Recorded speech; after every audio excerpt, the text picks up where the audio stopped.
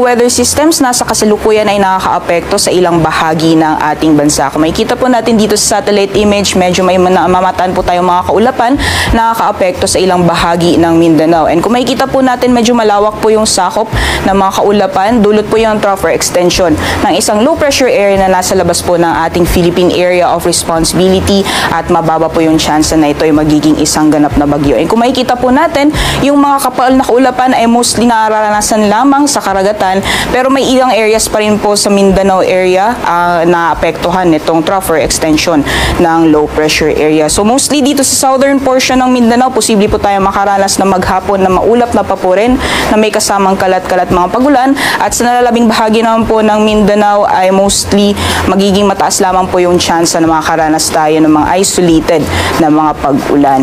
Sa nalalabing bahagi naman po ng ating bansa, kung nakikita po natin, kabaliktaran po yung